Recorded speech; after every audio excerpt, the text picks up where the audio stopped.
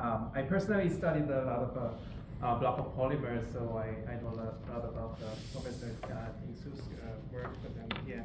Anyways, and then after his postdoctoral training, Dr. Li moved to Shanghai Tech in 2015, and he developed his own research career. And then very recently, in 2024, he joined the University of Adelaide, the School of Physics, Chemistry, and Earth Science. So, yeah, please join me welcoming Dr. Li. Thank you. First, I would like to thank Professor Sean for inviting me over to have a seminar here. And this is the second time I'm here at UTS, and I would like to show some of the research that we did over the past 8 years, mainly back in Shanghai Tech. I think it's easier for me to stand over here. And the topic I would like to talk about today is reinventing porous composite materials. And the specific strategy is bottom-up fabrication of MOF-Polymer hybrid materials. So a little bit about my background, I started my PhD degree at University of Pittsburgh in the United States, where I studied the design of new MOFs mainly. And then after I graduated in 2013, I went to UC Berkeley, where I studied polymer physics. These are two completely different fields of area. And it was kind of coincidental because when I graduated from PhD, I was looking for an industrial job, and I got one. But then, right before my defense, the company said we cannot give you the offer because it was the oral offer, not a written on paper offer. So I applied for several postdocs right away, and I ended up in UC Berkeley in a topic that I don't know very much. But it was kind of a blessing because by combining these two areas, I was able to develop my independent career at Shanghai Tech University starting in 2015. And I actually had a pretty successful career back in Shanghai Tech, where I had a group of around 10 graduate students. And then, after the pandemic, my family and I decided to move abroad to Australia. So I kind of gave up the permanent position there, and took me a while to find a position in Australia. But right now, I ended up in University of Adelaide, and Professor Shah also gave me some very good advice last year about how to restart my science journey. So since my work mainly focuses on MOF and its composite materials, I'll just give you a brief introduction of what is a MOF. In case you're not familiar with this type of material, MOF is called the metal organic frameworks, and it's a type of material made up of metal ions and multi-dentate organic ligands.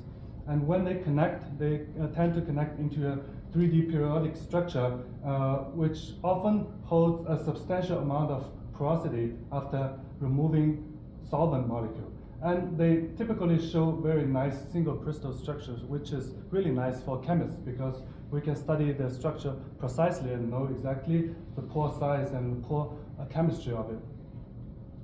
But because of its single crystallinity, it also comes as a curse because we know crystals are always brittle. If the crystals are sponge and soft-like, then they will lose their periodicity, right? So they are hard to process and hard to shape as well. And if we think about MOF applications, even for the simplest application like gas storage, and we can put MOF particles into a gas tank to enhance the gas storage capacity, we cannot directly apply powdery material into the tank because the powder can go everywhere and clog the pipeline. And if we use this kind of porous material for catalysis, large single crystals are not ideal because it will impose a diffusion limitation. If it's a nanocrystals, then it will be difficult to recycle, and it will have tons of defects, and there will be issue of size control.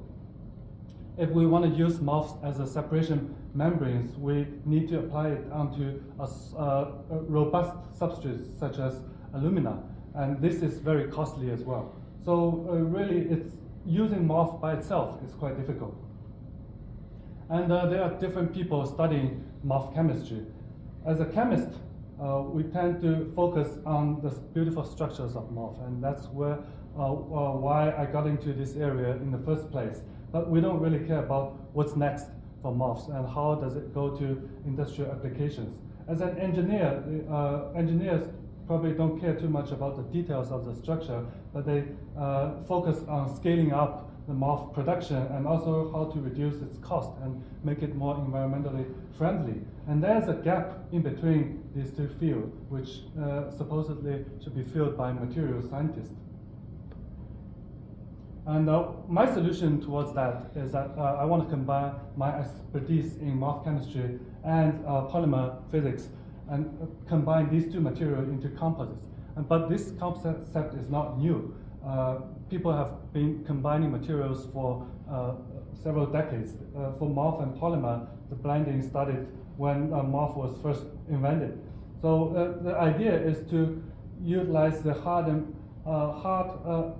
of the MOF to preserve the porosity, whereas the softness of the polymer to make the material more processable.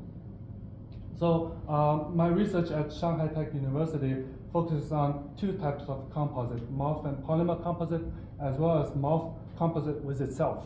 And today's talk will just be focusing on this area of research. So if you think about combining MOF and polymer into composite materials, well, we study the composite material at different length scale. In a macroscopic scale, we look at the shape and geometry of and the form factor of the composite material. And in the mesoscopic scale, we can use EM techniques to study the interior detailed structure of it. But that's not enough. If you further zoom in, and the information that's missing is the structure of polymer around the MOF particle. And that's the most difficult to study and characterize.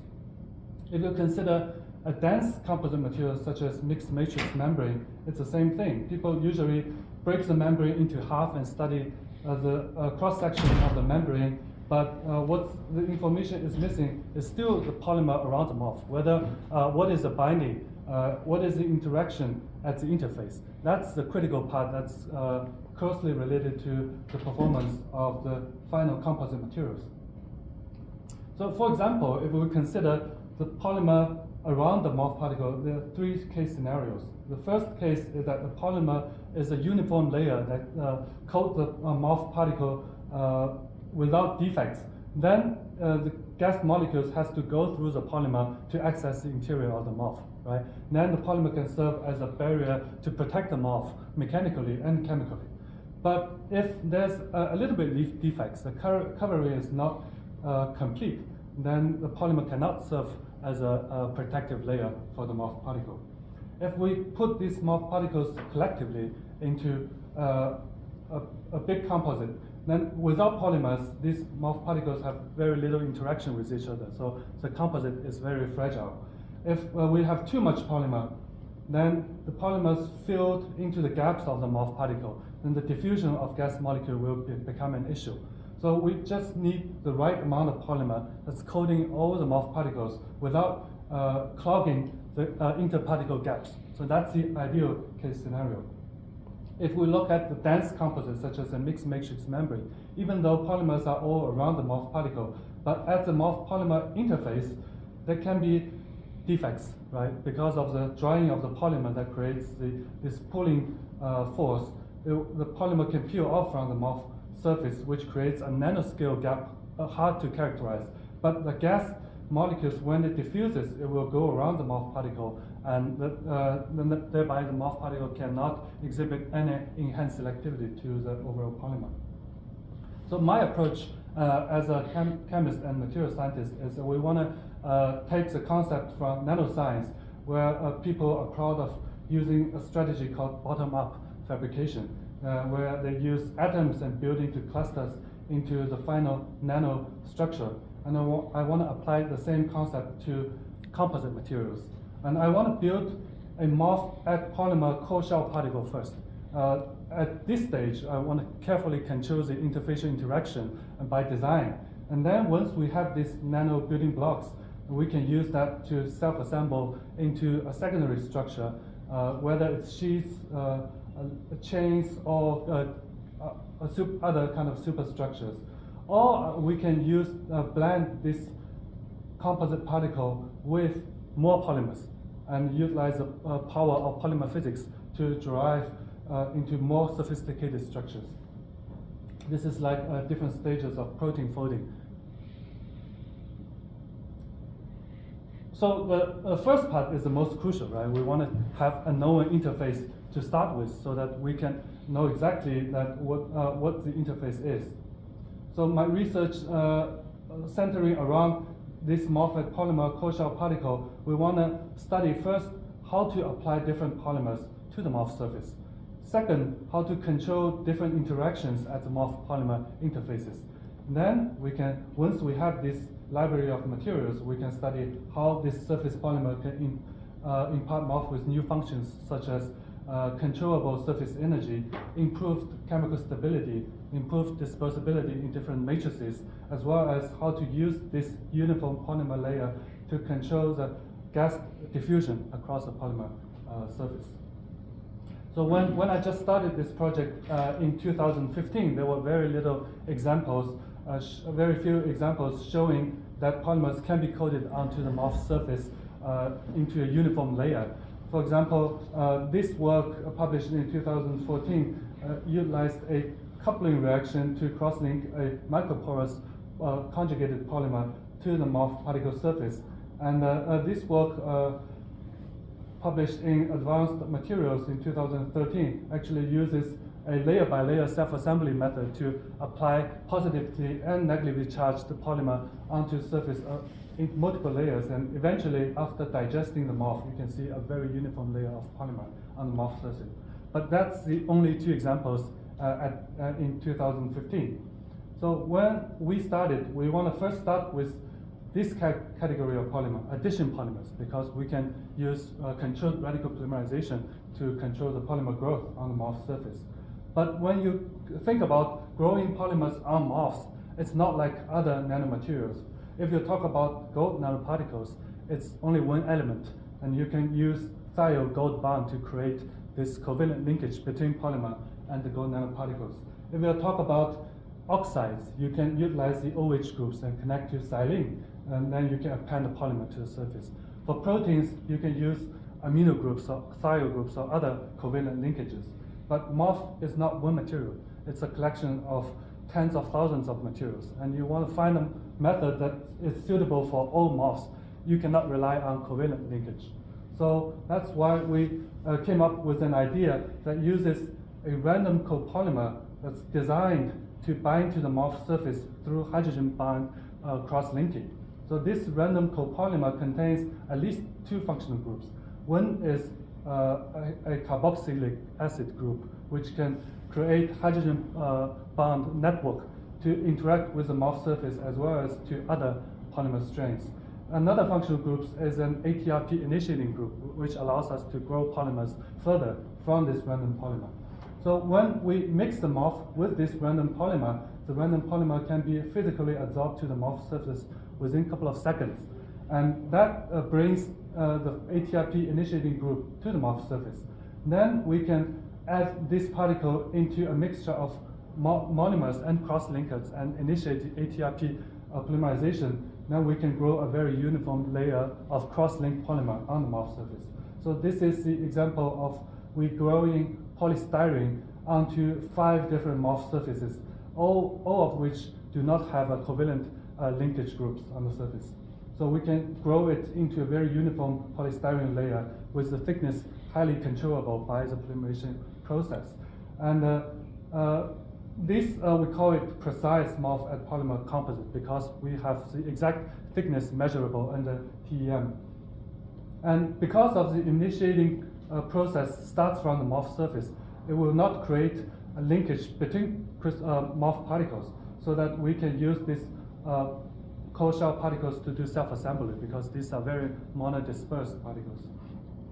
We can change the monomers to control the surface energy of the MOF particle from very hydrophilic by using the OH abundant polymers to hydrophobic by using the polystyrene coating, or to very super hydrophobic by using perfluorofunctional groups. we can linearly tune the surface function of the MOF. We can also use the cross-linked polystyrene layer that has a thickness of only 7 nanometers to improve the MOF stability. For example, this zirconia MOF called UIO66 is very sensitive to sulfuric acid, and it degrades within 10 minutes under room temperature in a 1 molar sulfuric acid solution. But when we coat this MOF with a 7 nanometer polystyrene, then the stability drastically improved. It can withstand sulfuric acid at 50 degrees for over 24 hours. And this graph shows the CO2 absorption of the UIO66 MOF after sulfuric acid treatment, and there's not much change of the CO2 uptake capacity after that. So once we have this great method to apply polymer to nearly all kinds of MOFs, we immediately thought another application is when in 2015 a new type of material emerged in material science community called porous liquids.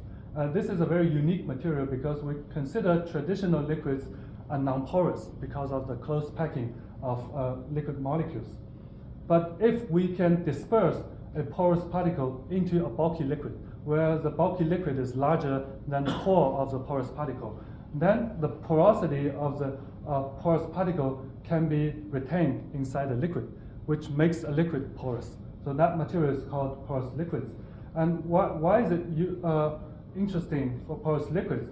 If we think about an industrial wet scrubbing process where we remove CO2 and other acid gases, and typically a liquid solvent is used because liquid solvent can be pumped into the absorber and sprayed into droplets.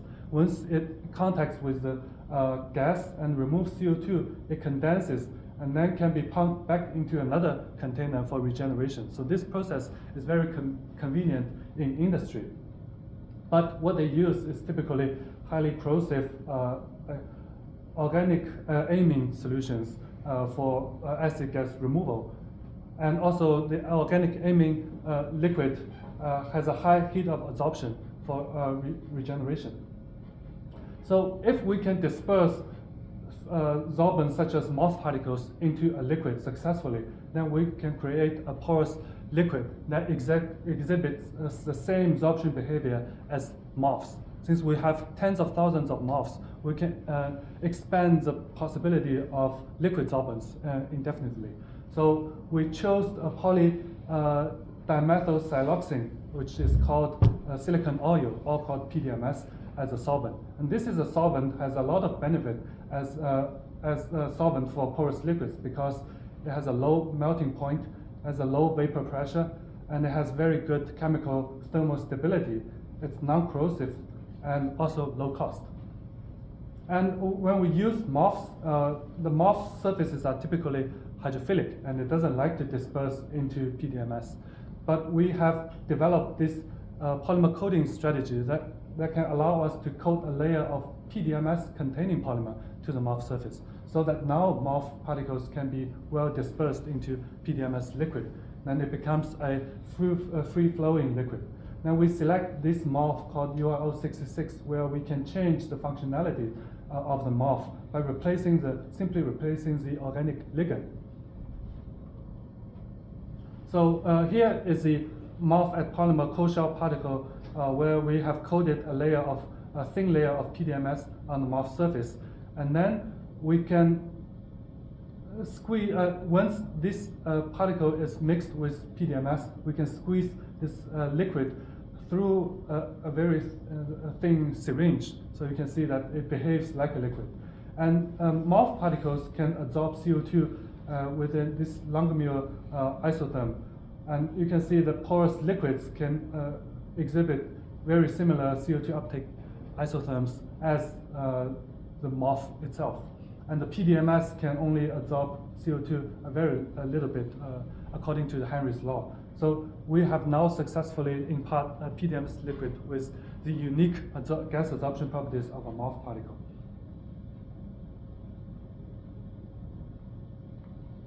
So the next step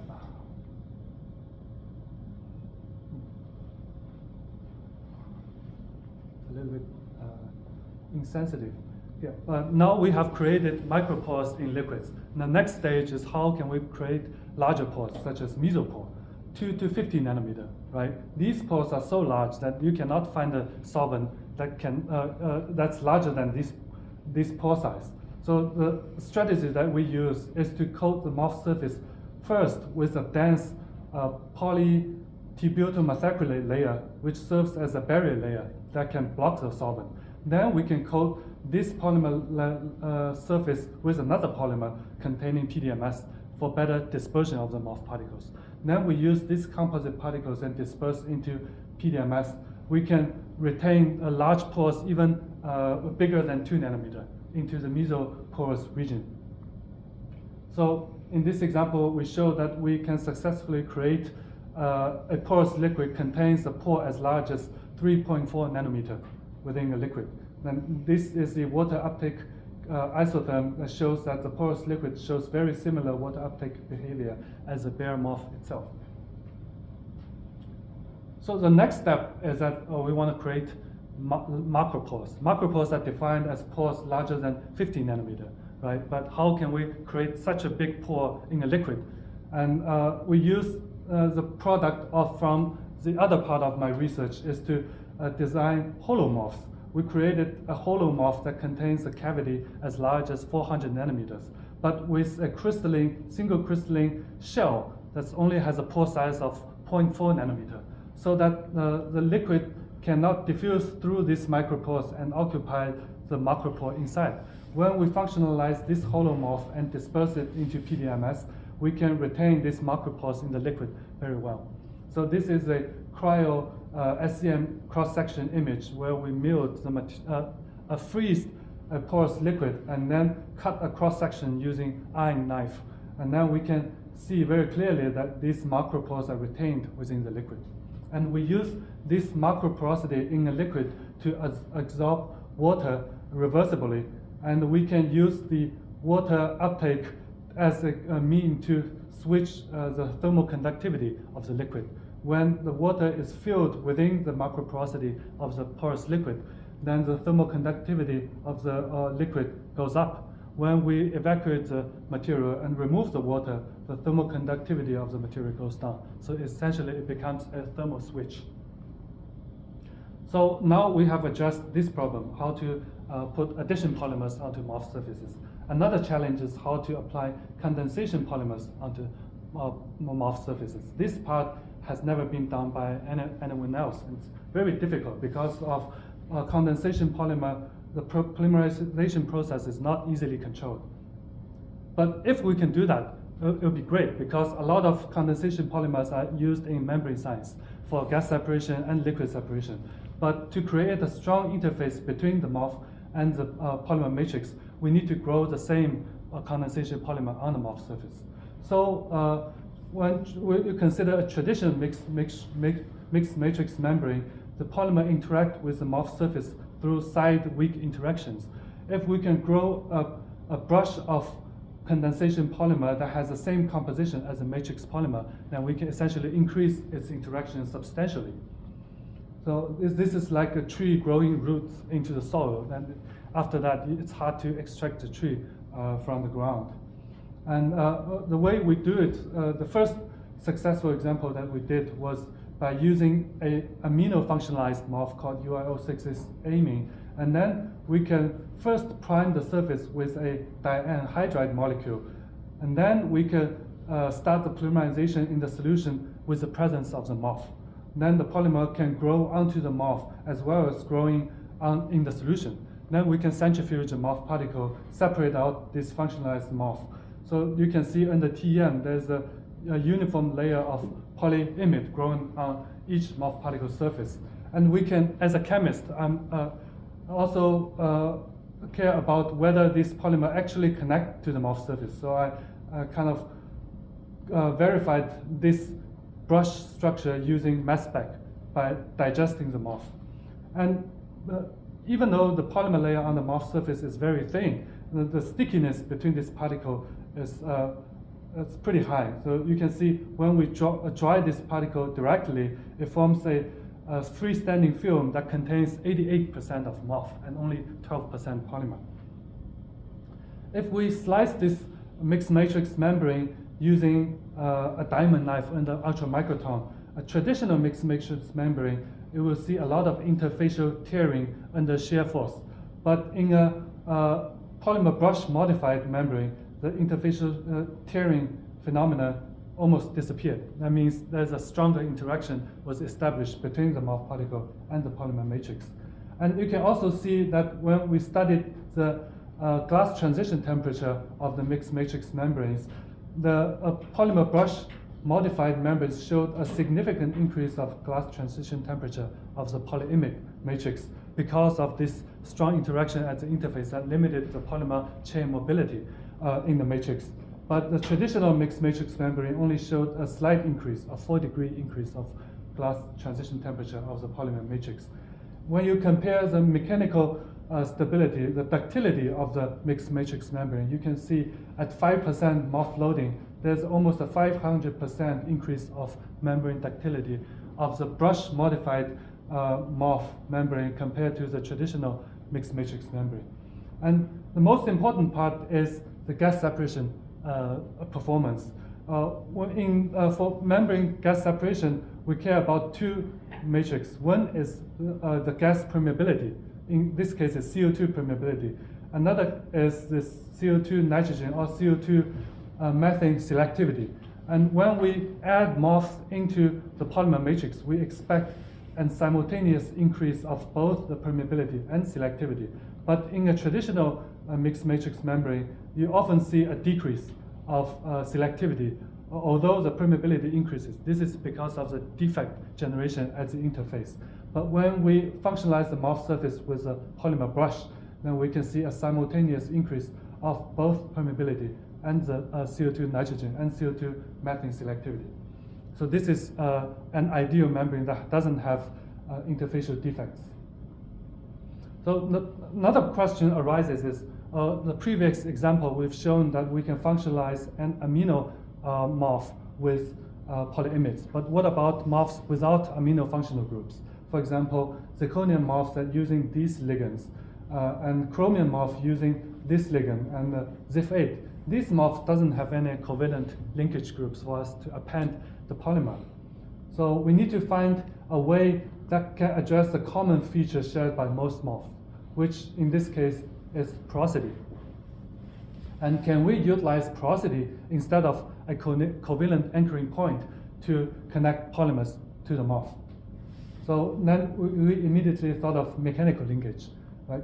For example, in a metal chain, right, there is no chemical bond between chains, but it's very strong. And in this hook and loop sticky tape, there's also no chemical interaction. It's just the little nylon hooks and nylon loops that they can bind very strongly to each other. In molecular crystals, there's a recent example called interwoven cuffs, which use a mechanical linkage to link these polymers into a crystal. So what if we do not connect polymers to the MOF, but rather connect polymer to another polymer that's interwoven, entangled within the MOF framework? So we first introduced a MOF called MIL-101 chromium with a monomer, reactive monomer, IEM. And once we polymerize this reactive monomer, it becomes a polymer that's threading through the MOF crystal. And because the polymer is going entangled with the MOF crystal, it cannot come out, but it presents functional groups. Then we can further functionalize it with a polyamine molecule. Then this MOF particle is now functionalized with amino group. Then we can use a polyimide oligomer terminated with an anhydride group to connect to these amino groups inside the polymer, inside the MOF.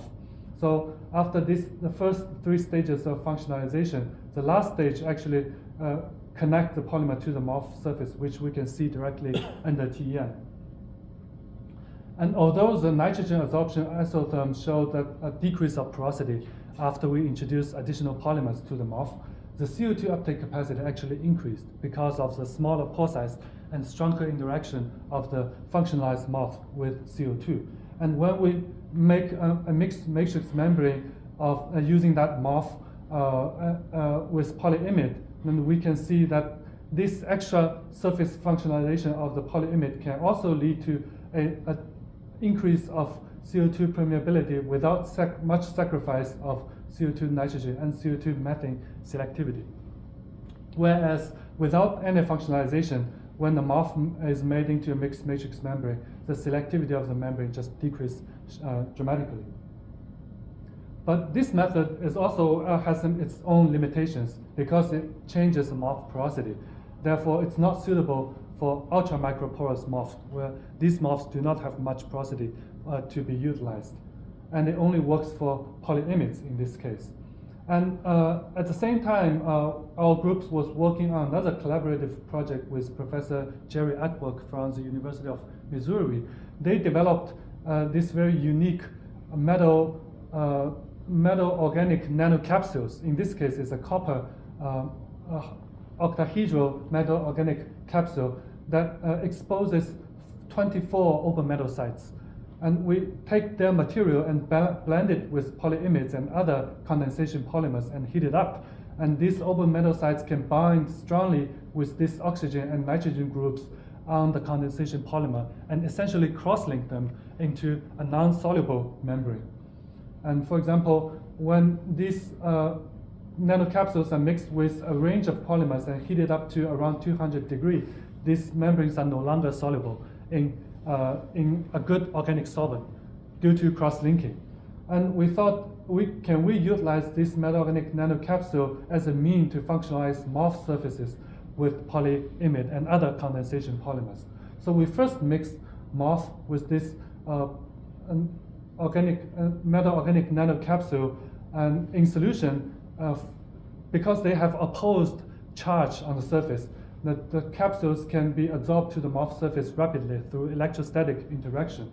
Then we embed this surface functionalized MOF particle into a polymer matrix and then heat it up so that these nanocapsules can bind to the surface polymers through coordination linkage. Then we wash away the matrix polymer, and what we left is a MOF surface uniformly functionalized with a layer of polyimide or other condensation polymers. And by studying the charge, we did find that most MOFs contains a positive charge on the surface, whereas this nanocapsule contains negative charge. That explains the electrostatic interaction between the two. And because this surface polymer functionalization process does not involve any small molecules, so after functionalization, the porosity of the MOF doesn't change at all. That's a great sign. And we can show that this method works on a range of MOFs with a range of different polymers, not only polyimide, but polysulfone, polymer of intrinsic microporosity 1, as well as polycarbonate.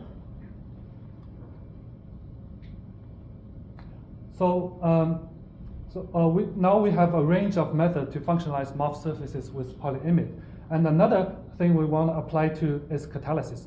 Can this surface polymerization method to be used for the immobilization of homogeneous catalysts? The idea we had is that one of the fundamental dilemma for the physical encapsulation of homogeneous catalyst in a MOF crystal is that larger crystals cannot get into the MOF, whereas smaller catalyst can get into the MOF, but it can also leach out, right?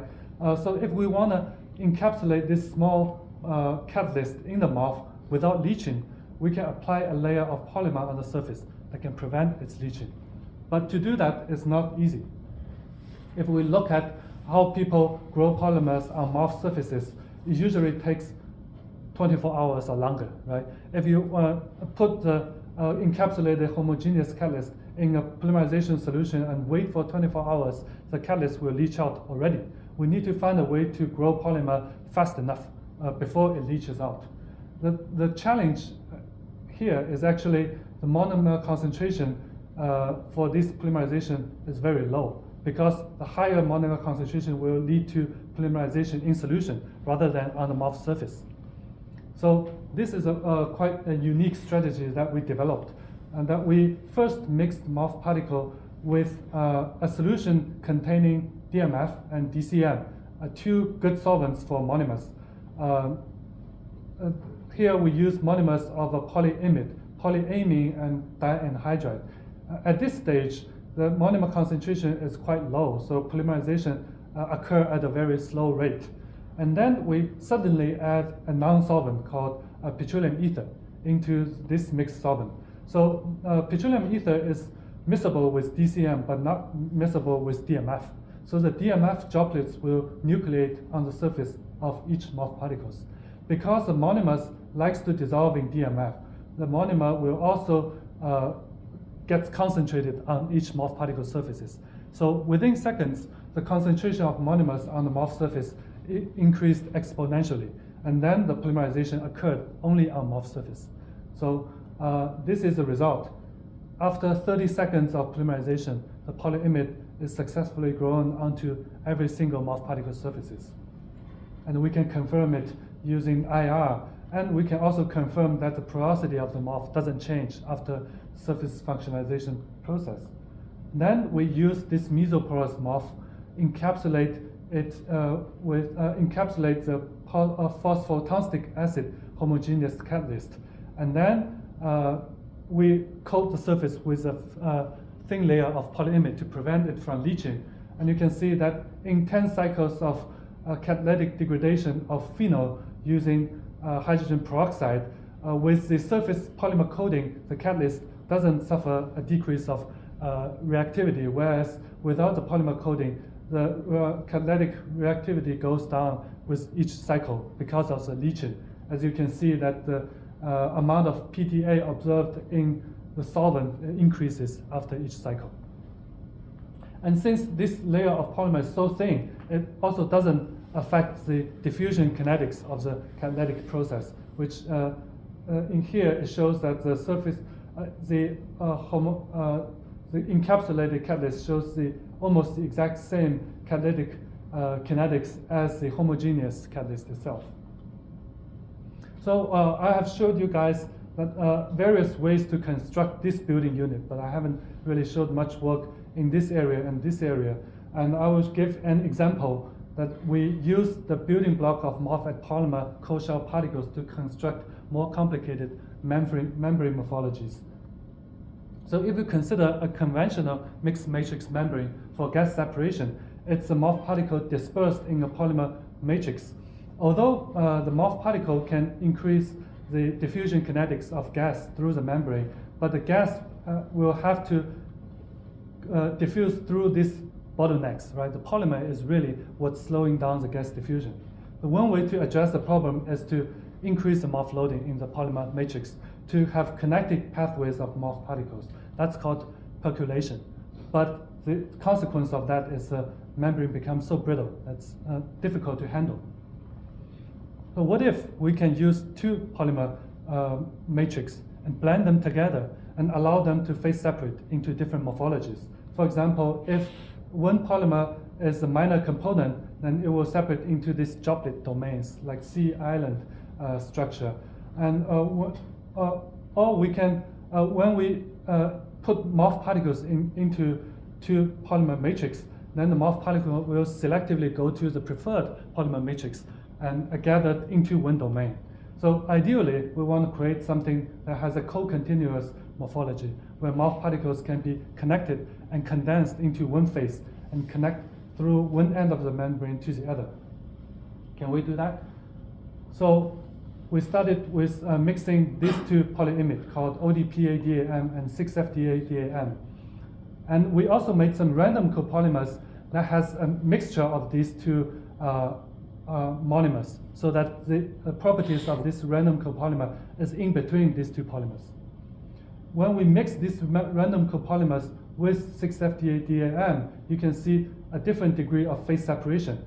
If the amount of 6-FDA in the random copolymer increases, then the degree of phase separation decreases. So we can control the degree of phase separation of a polymer blend. If we put MOF particles into this polymer blend, then we can actually push MOF particles into one domain. In this case, it's a very unique morphology that MOF particles are gathered at the interface of two polymers. And using this method, we can basically achieve a wide range of MOF structures. For example, here MOF goes into a C island domain of the one polymer. And in this case, we put two MOF particles, where one MOF particle resides in one polymer domain, and the other MOF particle resides in another polymer domain. And this is what we are after. We want to create a co-continuous pathway where the MOF particles can be connected throughout the membrane, and another polymer phase is also connected so that it can provide mechanical stability. And in this particular membrane, the MOF loading is only 19%, but the MOF can be connected into a percolation pathway. And if we compare the MOF packing density within this domain, this is nearly 50% of the MOF packing density. So mechanically, this co-continuous morphology showed a much higher ductility compared to a conventional mixed matrix membrane at the same loading. And when we look at the CO2 nitrogen, CO2 methane separation performance of this mixed matrix membrane, you can see that this 19% phase-separated mixed matrix membrane outperformed even this 29% conventional membrane, both by permeability and selectivity. And when we analyze further whether this contribution is due to the increased solubility or increased diffusivity, we find that actually it's due to the increased diffusivity of the gas molecules within this percolated network of mixed matrix membrane. So this kind of membrane is not only good for designing a gas transport highway for gas separation, but the preference of the MOF for a certain polymer domain also gives us some information. So the question arises, can we use this phase separation process and the auto-partitioning of the MOF particle within one polymer domain to tell which polymer domain MOF prefers? Because there's one issue in mixed matrix membrane community is whether the MOF has a compatible interface with the polymer, right? So if we can mix two polymers with the MOF and then dry it, make into a phase-separated membrane, if the MOF prefers one polymer over another, we know this polymer has a better interface with the MOF than another polymer. So we selected 6 polyimides, and then we combine these 6 polyimides, each 2 polyimides, into phase-separated membranes. As an example, I showed Matrimid polymer and 6-FTA6-FAP. When we mix these two, they phase separate. And the darker domain is the fluorine-containing polymer here. If we put MOFs into it, the MOF prefers Matrimid. And it's revealed in the EDS mapping results. So I just skipped a lot of results here, but we actually blended two polymers for 15 pairs. And then we eventually figured out that a compatibility ranking of 6 polyimides. So the Matrimid has the best interface with the particular MOF we selected among 6 polyimides, and 6-FTA-BF has the worst interface. And then we selected these 3 polymers, one with the worst interface with the MOF, another with the best interface with the MOF, and another with the intermediate interfacial compatibility with the MOF, and then makes them into mixed matrix membrane. And you can see that the Matrimid with a good interface with the MOF showed a simultaneous increase of CO2 methane selectivity as well as permeability, whereas this polymer that has the worst interface with the MOF, it shows a decrease of CO2 methane selectivity. So this method tells us that we can use this method as a guideline to rapidly screen which polymer has a good interface with the MOF or not. So to this end, I would like to conclude our work in the polymer MOF composite field, that we utilize this polymer MOF at polymer building block and construct more complicated structures, for example, phase-separate mixed matrix membranes. And we can increase the complexity in polymer MOF composite materials as well as the number of components. We can have a very good interfacial control within this porous composite materials with both short-range and long-range ordering. So at the end, I would like to thank the students who did this work. They are all students from Shanghai Tech University, in particular these 6 students that I circled out. And during the time at Shanghai Tech, my research was funded by NSFC as well as 2 industrial partners such as Solvay and Shell. Thank you for listening, and I would like happy to answer any of the questions. Thank you very much, Rita. Any question? Chen? Thank you so much. Very interesting box. I have 2 small questions. Sure. The first one is about the layer-by-layer coating of the polymers outside the MOFs. Yeah. So I saw the very thin polymer layers. How do you coat the layer-by-layer outside the polymer? Which one? The one from our group or the one that I showed earlier? That's The earlier one. Oh, that one was done by Professor Frank Caruso from University of Melbourne and also Steve Granick from UIUC. And what they did is they used the electrostatic interaction of a negatively charged polymer, which is a negatively charged polystyrene, to adsorb to the MOF surface first, and then takes the MOF particle out and put it into a polymer solution that contains positive charge. So then the positive charged polymer will adsorb to the MOF surface again. Then they do it back and forth, so that after each layer coating, the polymer thickness will increase by around 0.5 to 1 nanometer. So it's a traditional like dip coating of first polymer. Yeah, you can do dip coating as well if you deposit MOF particle onto a substrate first. Yes. The second question is about the non-solvent induced process.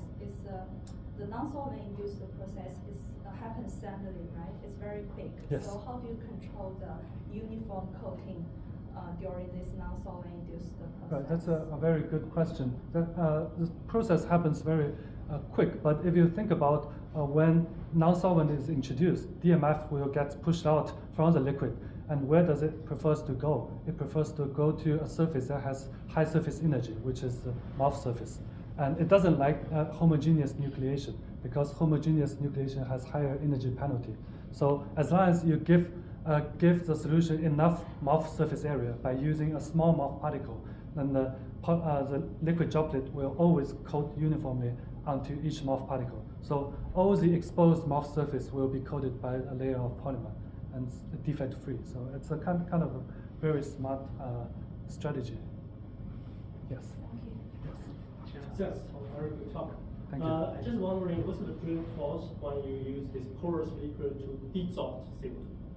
I saw you absorb CO2. So Right, in fact, I'm still not sure how you absorb CO2. Yeah. So can you just explain how you use this porous liquid absorb CO2, and what's the driving force you use to dissolve CO2? Yeah, so for the CO2 isotherms we collected for porous liquids, these are done on a conventional absorption analyzer. Basically, gas is introduced in vacuum and it gets absorbed by the liquid and it forms an equilibrium. Then for desorption, it will just increase the vacuum. So you overhead apply the vacuum. vacuum. Right. So because the interaction is still the MOF CO2 interaction, it's a weak physical interaction instead of a chemical interaction like. Yeah, because the conventionally organic amine used for CO2 absorption just use absorption very quickly, just intact. Yeah? Right. But desorption you need heat. But Right. in your case, you need the vacuum. It's just like a MOF. Right, for the it's the absorption, same. yeah?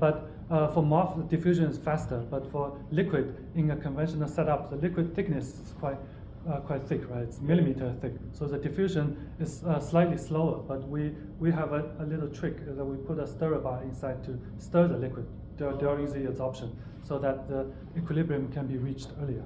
Yeah, okay. Yeah. Thank you. Thank you. Any other questions in the audience? Thank you for the great presentation. So my question is about your group is a lithium research group. Yeah. Taoli and lithium is the one of the looks like your area of the Taoli. So I need to do So I some want to battery have work as a well. lithium related questions. So UIO 66 and the GIF, you have experience there. Right. GIF also you have GIF 60, GIF some of the modification. Right. So it looks like based on our group, so we have lithium absorption with the MOF material, Right. UIO 66 and GIF. So they have a very strong absorption. Also, some people mention about mechanism of the lithium, like a hydrate lithium and dehydrate in the GIF, and then goes to their MOF molecule of the inside. So, do you have any idea why the lithium, especially very strong absorption or some selectivity for the lithium with the your MOF or some GIF and UIO 66? I think this kind of hypothesis I'm quite skeptical about, because having lithium going into the mouth and it needs to dehydrate first. I think the energy barrier is quite high, and the interaction between the mouth and lithium is not as strong as the interaction between the hydration layer and lithium. But I think the small pore of the mouth does play a critical role in enhancing its interaction with the lithium ion. So I think maybe some MOF defects contains carboxylic acid groups that's exposed to interact with lithium. So that can be a contribution to more lithium absorption in MOFs. Okay, so if we can increase the carboxylic group, and we can have a more absorption of lithium, right? I think so. That's a likelihood. All right, I see. Yeah, maybe you can deliberately increase the defect density so that Right. you check. Right. Okay. Yes. Thank you. Thank you very much for such a wonderful talk. I just want to get some of your expert opinion, probably not really related to what you are doing right now. Yeah. Do you know any kind of MOF that have very high selectivity towards CO2, but not very high selectivity towards water? If you have like these two together. That's a central old question. I don't believe there is, because water has a higher polarity than CO2, and it's smaller than CO2. So size selectivity is impossible. The kinetic diameter of water is only 2.6 angstrom, whereas CO2 is 3.3 angstrom. So using size exclusion to block water is not possible. And water has a higher polarity, and it always interacts with like polar groups within the MOF. But one possibility is hydrophobic MOF, which it doesn't like to bind with water, but it can still have a dipole interaction with CO2. So this is the only possibility that I can think of. But hydrophobic MOFs in general do not have a strong CO2 interaction at low pressure. So do you know any MOF that can quickly absorb CO2 under mild conditions, like let's say like around 50 degrees, and then you can release it, go out back? I mean, for the absorption will be lower temperature, but you have to, I guess, increase the temperature a little bit to get it released. Yeah. So we can get that kind of MOF. I mean, forget about water right now. Just talk about CO2 itself. Do we have a good MOF for CO2 absorption under mild conditions? For which application depends on the partial pressure of CO2. If it's for direct air capture, just ambient, just not very high pressure. No. like flue gas, Yeah, emission, something like that. 10 to 15% CO2. I think right now there are some. I think that one example is CAF 12. It's from University of Calgary, and they have a zinc imidazolate-based MOF that's almost at the process of commercialization, and we can interact with CO2 at 10 to 20% very strongly. And another example is COST 7 from the King Abdullah University of Science and Technology, and that MOF has a very strong interaction with CO2 even at 400 ppm, and the uptake capacity is around 2 millimoles per gram. And there are other examples that's not as good, but there are plenty. If you do not talk about water, then there are plenty of. Yeah. I mean, like I think about it. Maybe just like remove water and somehow, and then we can just pick up the CO2, because Okay. Yeah. Or maybe we can have a separate discussion. Sure. Okay. I have a couple of questions. Sure. So you studied about the brush, and then using the ATIB or condensation polymerization. And have you studied about the length of the brush and their dispersity in the polymer matrix? Right. So we showed a mass spec data that shows the molecular weight centered around, I think, 4,000, around 4,000 Dalton. So if you consider a repeating unit of polyimide is 400 to 500 Dalton, then there will be like 8 to 9 repeating unit of the polyimide. So it's not very long. It's a short oligomer. Yeah.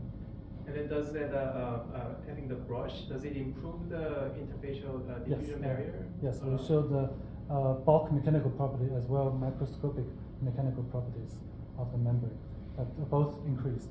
And also, from the increase of glass transition temperature of the polymer matrix, it's also an indirect characterization telling you that there's a much stronger interaction at the interface. And then do you think that that's the same case for the ion conduction across this the inorganic organic interface? Ion. Ion, yeah. We haven't studied. You haven't studied, okay. Yeah. So if it's ion, then you have to use a different type of polymer. It needs to be a charged polymer instead of a polyimide. Last one question Yeah, sure. is that seems like your last chapter you used some polymer, Separation. and it seems like that the backbone chain is a bit stiff because there are lots of like aromatic rings. Yeah. So do you think that polymer crystallizes and also no? Because these polyimides are all glassy, and because of the stiffness, and it bends at a certain angle, and it's never going to pack efficiently into crystals. So pretty much all polyimide used in gas separation are glassy polymers. Any other questions? Let's thank again Dr. Lee for his very great presentation.